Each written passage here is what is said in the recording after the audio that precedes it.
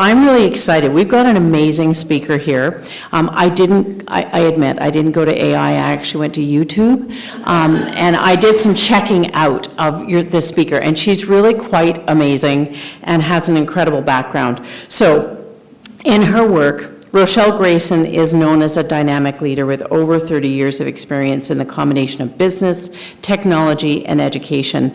As an educator myself, I really appreciate how she thinks and wants to go about helping people learn about this new technology in a meaningful way. She's co-founder of Circles of AI, founder of MOSAIC Accelerator. She champions learning and innovation, teaching with UBC on AI application innovation, ethics for Canadian and international students, recognized and one as Canada's top 100 most powerful women.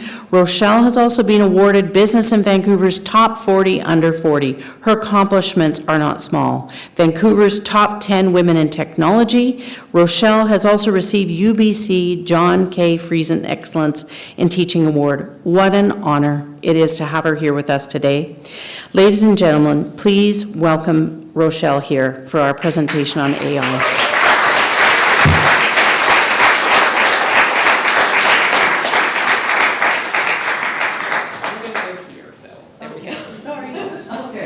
Okay, let's get my check. Are we good? Did I turn it not on? I thought I turned it on. Is it on? Is it on? Let me turn it. I turned it on. I turned it on. Hello, hello, hello. Okay, while we're waiting, get out your phones, scan the QR code. That is actually all of my slides. So instead of you having to do like your phone and take pictures of slides, take the QR code and you will have a copy of it. Thank you.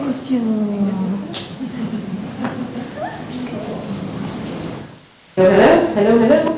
Is on? It should be on. This one's on. Okay, there we go. Okay, and we go. Here, can you hear me? Yes, awesome. Okay, so QR code, those are the slides. For anyone who comes in later, I also have it at the end. But this way, you don't have to take your phones out and go, oh, that's a great slide. I have lots and lots of resources that I'm going to be showing. And if you have the handouts, you can take them home. You can then click on them and play with them all weekend. Okay, so let's go through quickly.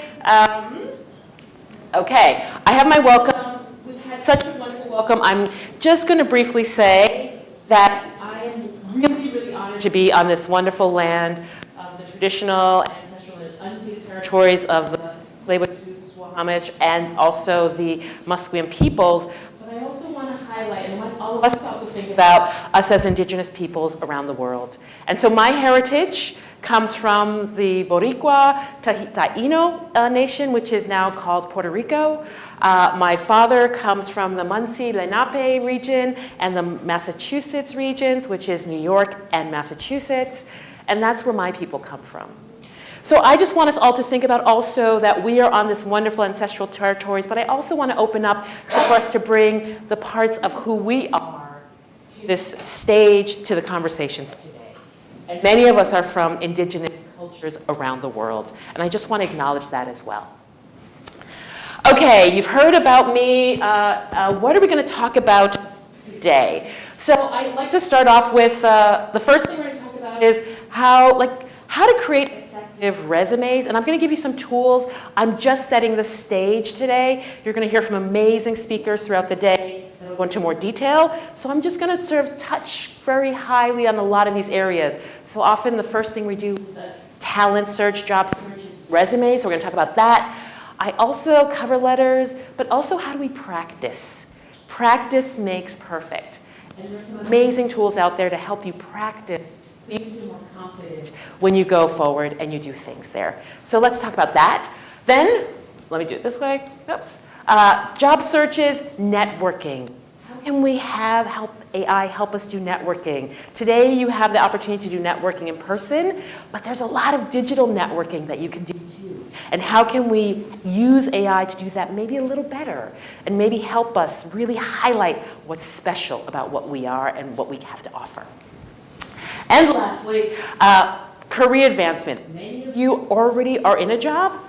How do you leverage AI to maybe get that promotion, maybe do something different, better? Maybe You want to upskill and do something a little more, and how can AI help you figure out what that is? So I'm going to talk about all of these things very briefly. I only have 30 minutes, so very, very quickly, but I hope it sets the stage and that it sets some really interesting questions that you can ask all the other speakers throughout the day, okay? Awesome. So let's go and talk about practical tools and resources. I didn't want this to be just about Rochelle talking, wah, wah, wah, wah, wah. I wanted it to actually be, you have some tools to use. So I've given you a lot of resources in these handouts, and so you can go home and maybe play around with them and test them and see what they are. It's a short list, by no means exhaustive, but at least you can start to play around with it, okay? Great. So agenda, we're going to talk about career development. This is me, the educator, so Allison will appreciate this. This is what we're going to go through. Build a strong resume, cover letter. We're then going to talk a lot about interviews with AI. How do you do that? What does that look like? Does that feel creepy? A little bit around that. Job opportunities, networking, preparing for career growth, and then we are going to talk about sort of a resources recap, and I'll open it up for question and answer. So everything I talk about, don't worry, at the end I'm going to go through it again, so you can be like, oh yeah, that's what she mentioned, that's what it looks like. Okay. Who am I? You've already heard things, but I did want to just highlight that I actually, in preparing for today's session, I went back and I looked at, okay, Rochelle, I've been an immigrant, and I've been living as an immigrant for more than half my life. Basically, even here, as I said, I am an American, I'm not Canadian, and while that might seem for a lot of you like kind of the same thing, it's not. There are, in fact, I grew up in Germany, I've lived in Ghana, West Africa, and I've also now live in Canada. None of these are where I was born, which is New York City, right? So I am truly someone who has reinvented herself. I've lived in cultures where I didn't speak the language. I've lived in cultures that were very, very different from my own. And so while I sound like probably, oh, it's easy for you, Rochelle, and it is, probably easier than some with thicker accents, I too understand what it's like to go somewhere and not have all those cultural things. I am the only person in my family who lives in Canada. Everybody else in my family lives somewhere else, not in Canada. So I know what it's like not to have a family and culture and have to build that, have to create my family of choice. I know what that's like. So I just want to highlight that because sometimes people go, oh, Rochelle, you're good, like you don't understand. I do. I do understand, and I just wanted to highlight that when I started today. I have my accolades. We're not going to go through that. You have it. Well, that's whatever. We'll get through that. Okay, let's get into the good stuff, right? So how can AI help you succeed? We're here today, and I want you to think about that question. It sounds pretty obvious, but there are lots of ways it can do that. So I'll say on this side. I guess this is the side. AI is everywhere. In today's job market, it's everywhere. It's almost assumed that you're using it. It's almost assumed that is part of what you do. I recently, in May, I saw a study, and it scared me because it said men and women in the same jobs were using AI, but women were using it 20% less than men in the same jobs. And that really freaked me out because what does that mean for the future? What does that mean in terms of skill sets? What will people expect you to do? So we all need to embrace this. Like it or not, we need to find how it can work for us. And that's really what I want to talk about today. The other thing that it's going to do is it's a powerful tool for building and advancing, doing things in your jobs. And I'll go into this. And you can do a lot of, as we said, job interviews, prep, writing. Maybe that's not your skill. Maybe English, for most of us, is not our first language. And so we need to find the right word. When you see it, you recognize it, but you might not have it in your active vocabulary. Right? Okay, so how can it help your career? Basically, it can identify job matches. It can identify potential things that make sense. It can help you with your resume, and it can actually help you with your interview. Isn't that kind of cool? Now, surprise, surprise, I'm an introvert. I actually really struggle in social settings. I've learned to be good at it, but how many of you have a hard time networking? Put your hands up. How many of you are like, this is really scary for me? Yeah, I hear you. Yeah, it is. And so AI can maybe help us around some of those things and help us do it in a very different way. So, okay, it'll help you do that. It can help you build your resume, prep, job searching, level the playing field. How many of us feel like we're at a disadvantage because we don't really understand how things are done in Canada or how things are done in a specific career or how I fit in? Maybe it can help us find those areas where we can point out, oh, this is how I fit in. But more importantly, and let me just say this, also think about how you stand out. Because so often we are trying so hard to fit in that we forget about our excellence, which is where you stand out. What is unique about you? And so today I'm going to give you lots of tools, but I want you to also think about what is special about you. I am a firm believer that your lived experience is an asset, not a liability. And that you should embrace it. And your differentness is what makes you special. So embrace it as something that's a plus, not a negative. Okay, great. So the first thing we're going to talk about is resume building. So you can build some great resumes with AI, right? There's some really great tools. It can get the sections right, figure out what's important. Basically, it can improve the relevance of what you're doing. So you can upload a job description, upload your resume, and go, okay, where is there similarities? What am I missing? Wouldn't that be kind of cool? So now you know. But don't get rid of the special stuff. Because if we all have resumes that look the same, how is someone going to know that you're special? So don't try to make it average. There are tools like ChatGPT that can do this, but I've also given you a few other tools. Kick Resume is one, Enhanced CV is another one, and you can upload your current resume, it will enhance it, it'll make it look good. Maybe some of us aren't designers and we go, oh, this looks crappy. So this is a great way to make it look better, but the content can be great. Again, the goal here is to align it with the job requirements. And what I also want to highlight with all of these tools is you need to drive it. This is not, okay, it spits something out, I take it, and I put it in there. Because if you do that, you're going to look like everybody else. You have to make it your own. If you don't make it your own, it's just average. You're getting the results that everybody else is getting. So how do you make it special and make it your own? There are, and I'm sure you're going to hear about these, applicant tracking systems. So there are all these systems where you upload your resumes, and employers are often using AI on the other end to figure out who gets a short list now, because they have so many applicants. So we have to think about that, and hopefully today you'll hear from some employers as to how they're using it. You should ask them about this. I'm just bringing it up, but let's have that conversation and figure out what that looks like.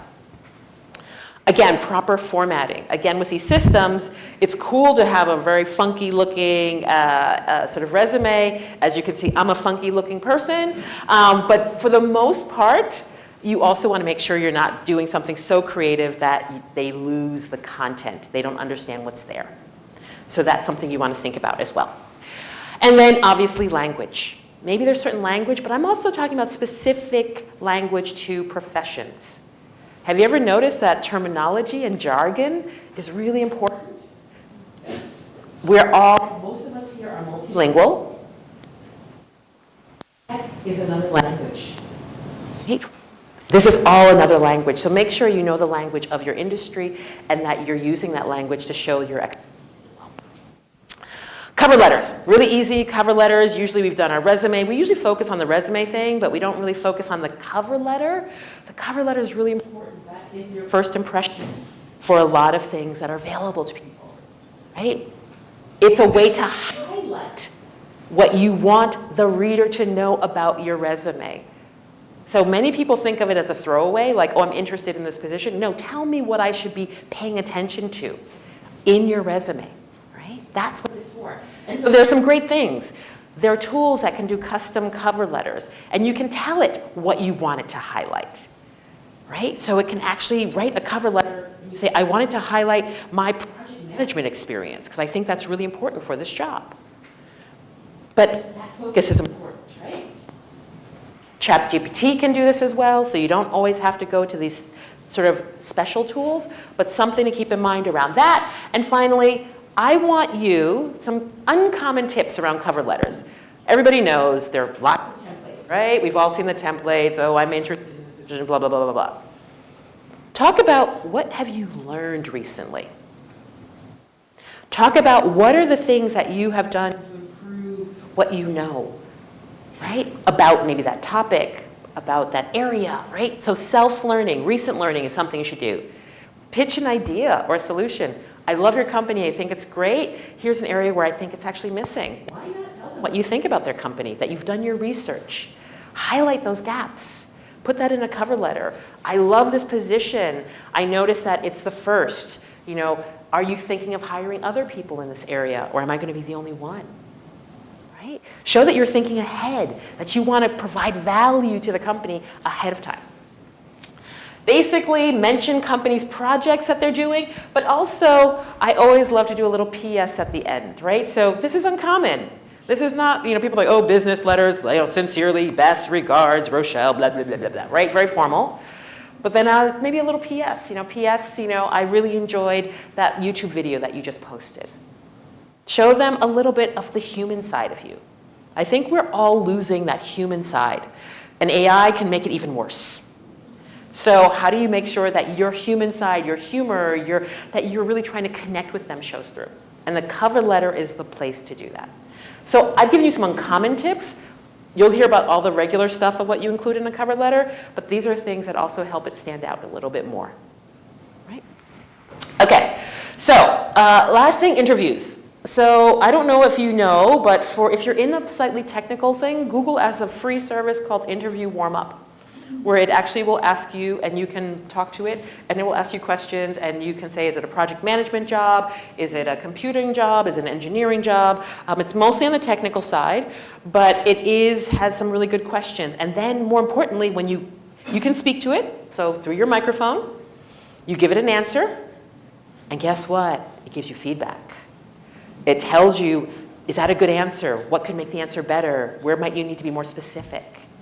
So really good practice, right? And I think there are quite a few tools that I'm going to highlight in this space, but for many of us, language, or I just don't quite know how to say this, and that's about practicing.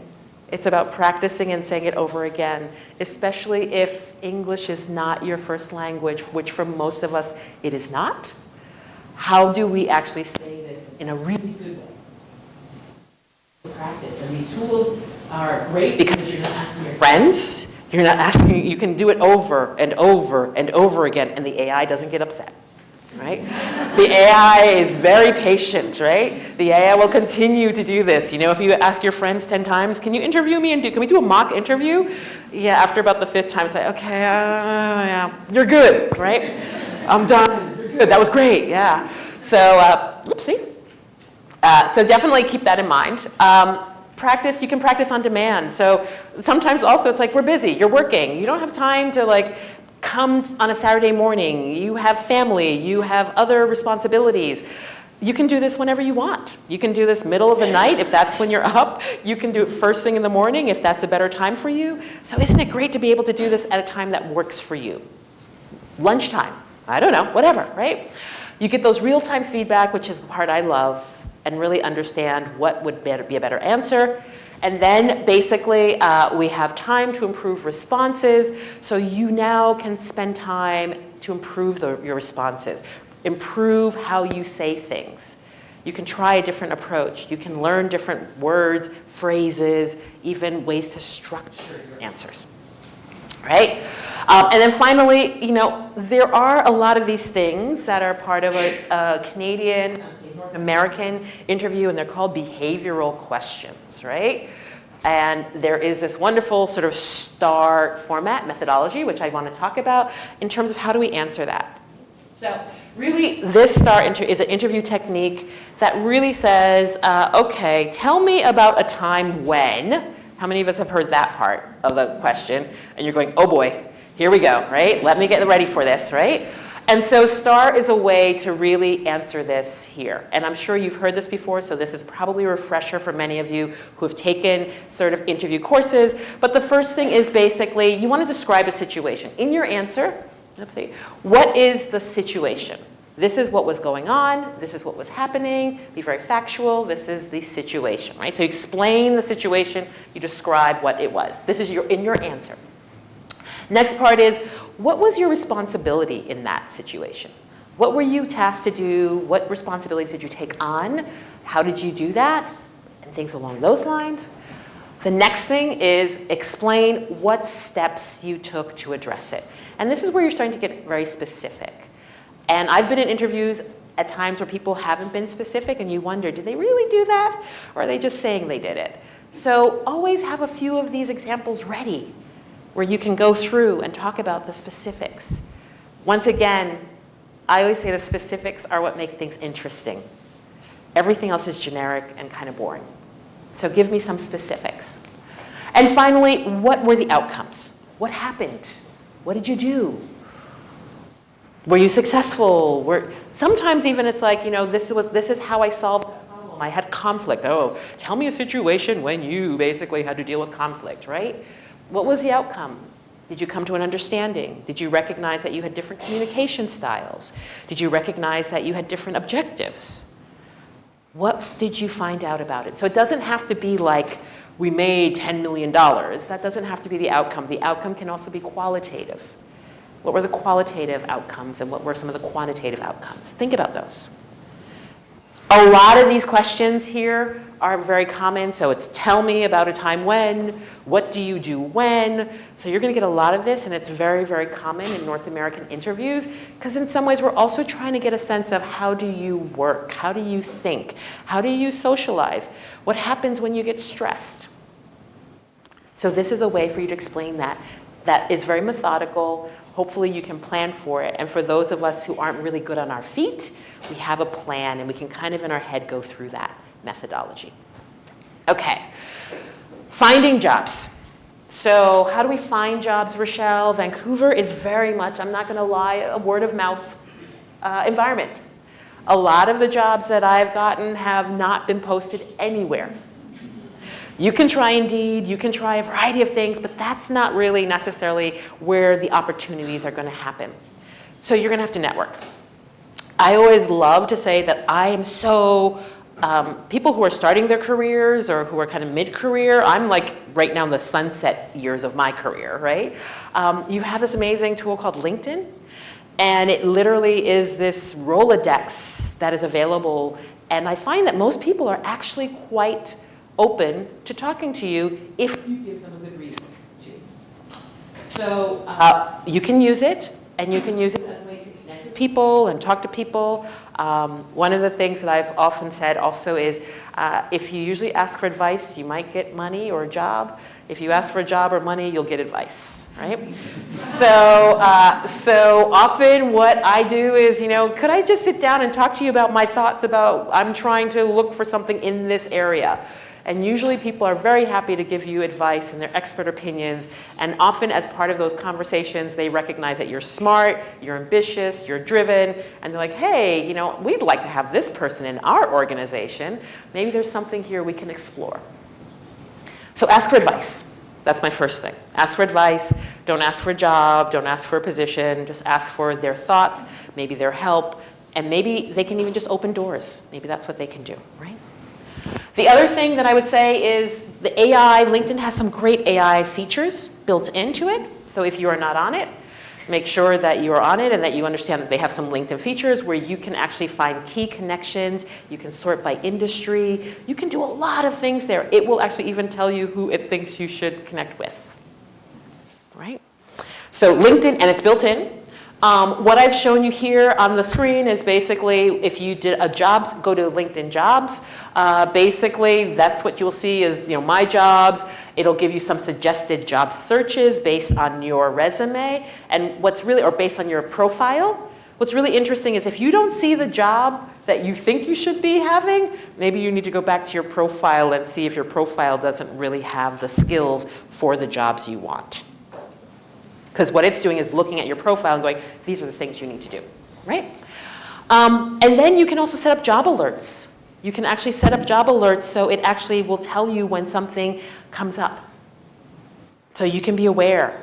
Now, again, this is more like the job searching and everything else. I would recommend, why don't you look for people first? And let's connect with people that you think can maybe help you with your careers. Look for mentors. Look for people, like people love to be asked to help others.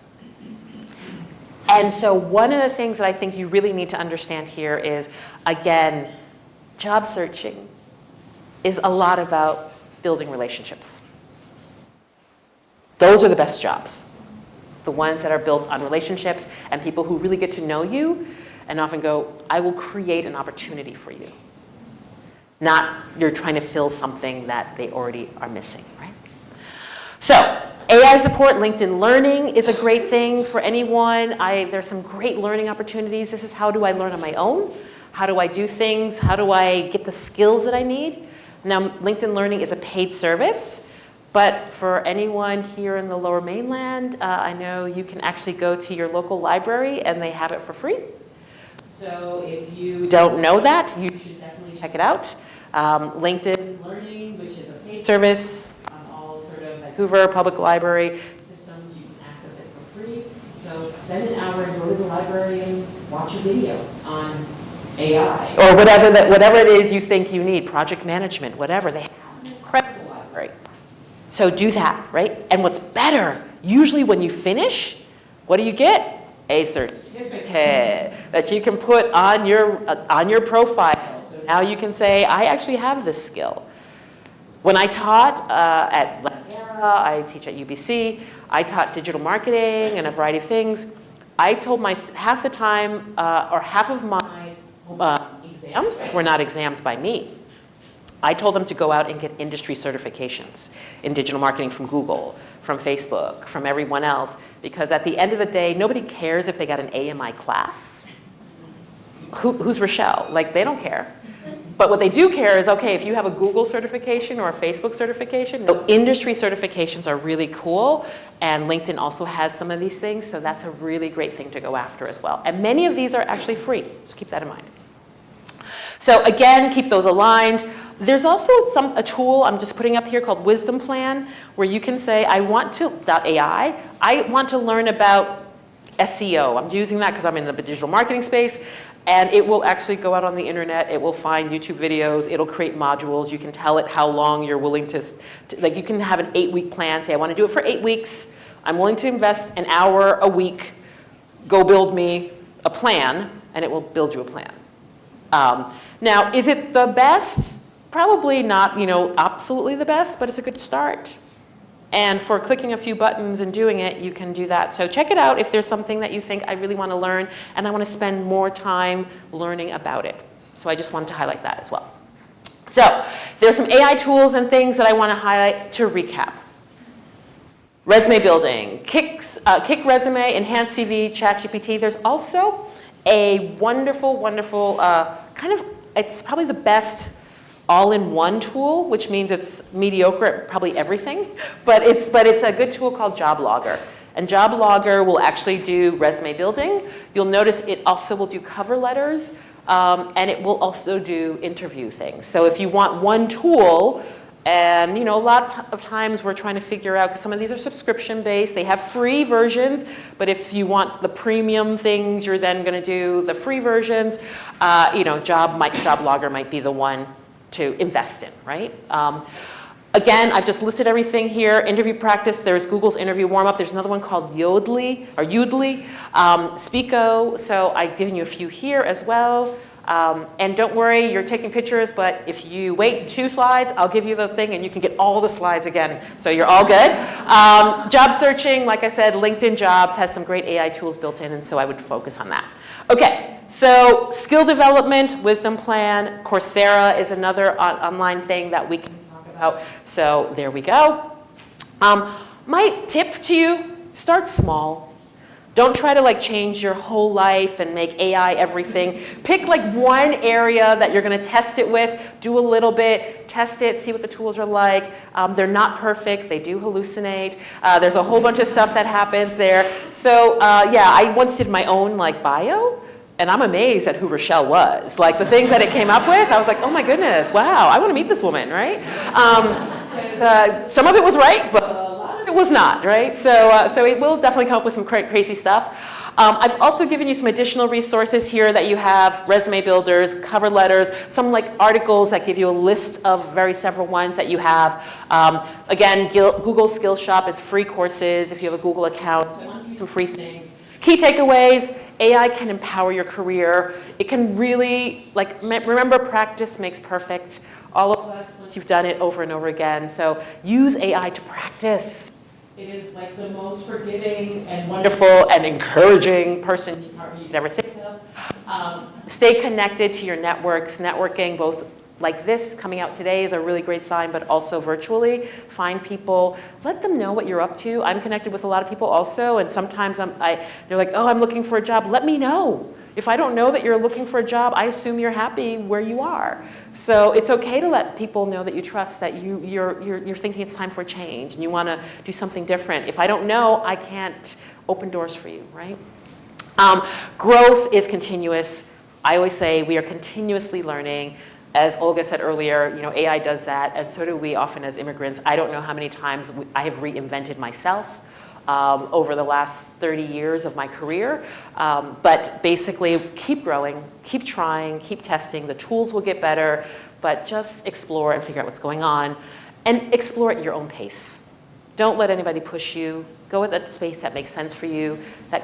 Use it, do it slowly. If some of you want to go fast. But I don't think we should worry about what other people are doing. Do what really feels right for you. All right? Okay, so here we go. Here's the sort of the hero slide.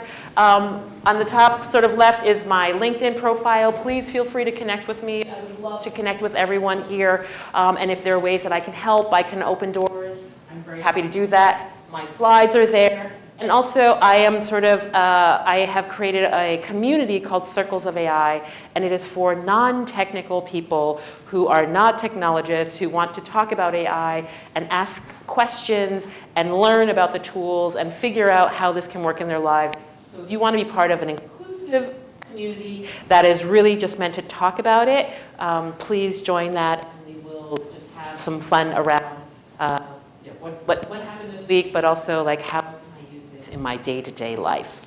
So those are my things. And now I will sit down with Allison and we will open it up for questions from you for us to talk to. Yeah. Let's give her a big round of applause. Thank you so much. Has that been an amazing, informative session, just really grounding us in all the opportunities that are available? But remember, we bring ourselves, we bring our individual, unique personality and experience to the AI. Thank you so much. So should we go and have some time to chat further? I know we want the whole day, but we can't. But we got a few minutes here. So I'm just going to explain to everybody how this is going to work. We've got two mics up here, over here on the other side.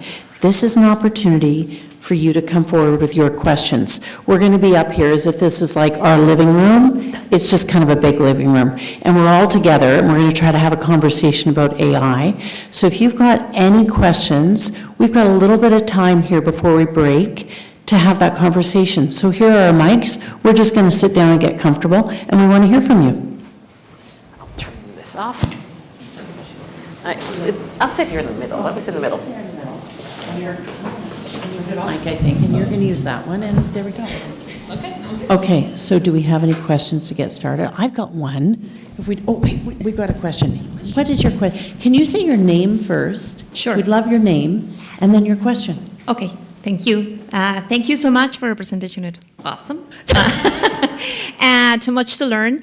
I have a question story. It's about the use of AI, and I'm recently graduated. We used AI I did it for like online available academical references, because sometimes we did a search and the article was not available, so AI was very useful for that. But if we try to use it for something else, there is a detector, right? The Zero GPT and something. So even though I have tried to paraphrase, to make it mine, the Zero GPT and other AI tools were reading it as AI. So my question is regarding also the reference, the letter of interest, and it can be read easily by the ATS as AI produced. And how do we avoid that? Because there are some like, oh, looking forward to hearing from you. It's a made phrase. I mean, I cannot change that, and it's going to be read. And sometimes it's read like AI done. So I really don't want to seem that my letter of interest is produced entirely, because it's not good.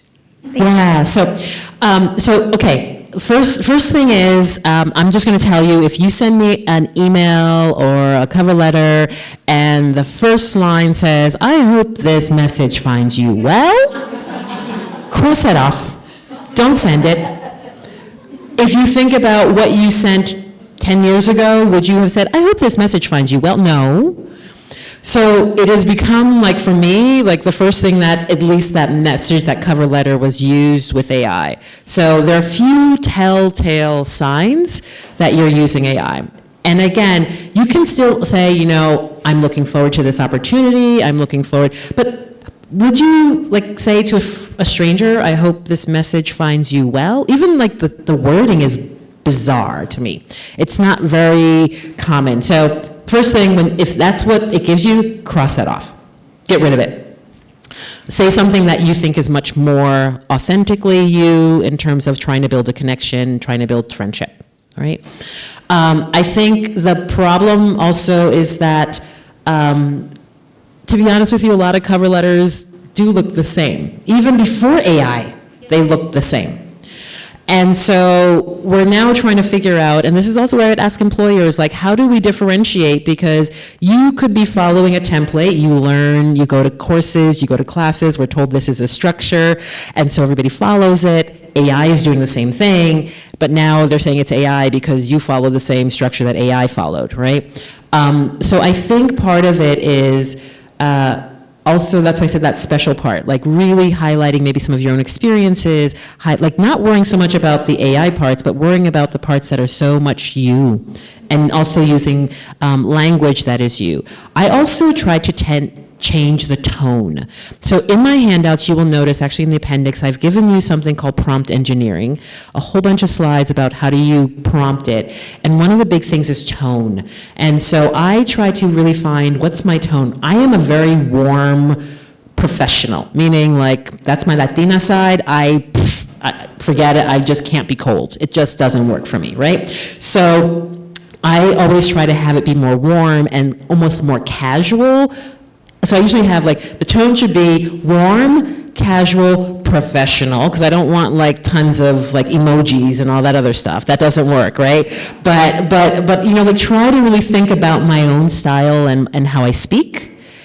And then I usually get something that's very different than the default. Does that help? Yes, but even though I have done many times that, if I pass it through the Zero GPT or another, I don't remember the other tools, it's still read as AI, and I'm like, it's mine. I mean, and also English is not my first language, so there are many common phrases that I use because if I make them up, it's nonsense. Well, here's the thing. Sometimes, though, I'm also going to say, like, sometimes make it wrong. Here's the thing: is if something is too perfect, does it feel really human? More authentic, right? It's more authentic, Yeah. and sometimes saying things in a way that might be not exactly perfect, but really is how you would say it or how you would, and it would be understandable. I think sometimes we're trying to be so perfect, we forget that actually I kind of like the imperfections. Right. That's very good. Thank you. And I think I missed to say my name. It's Edelmira from Mexico, Latin too. Thank Mucho you. gusto. Thank you. Okay, we've got more questions here. So I just want to remind everybody, at the break, Rochelle's going to be around. She's really keen to continue the conversation after this. So if being up at the mic asking a question doesn't feel okay, there's a chance afterwards. Let's get another question. We got time for a couple more. Hi, Rochelle. You mentioned on the other end there's AI on the opposite side of employers. So we're getting to a society where it's AI communicating with AI. Can you talk about like a lot of it, these hard skills can be found online or can be done through AI? What are some recommendations for everybody of like soft skills that we should be developing in? Yeah, great question. So one of the things that I use AI for a lot is around like, how do I think, okay, you came here today to network. How many of you went to AI and said, okay, I'm going to this kind of event. I want to meet people. What are some really good questions I can ask? How many of you did that query, right?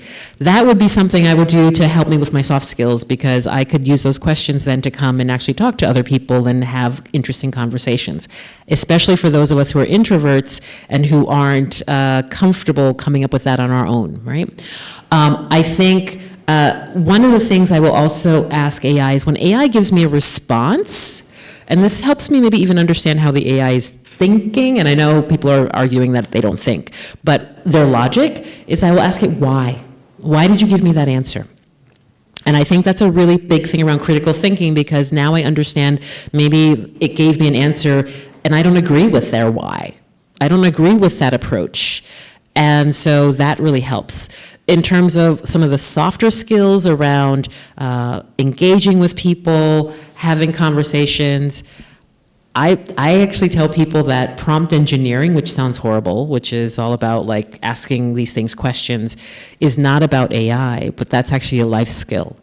And I think the better questions you can ask, the better relationships you will have.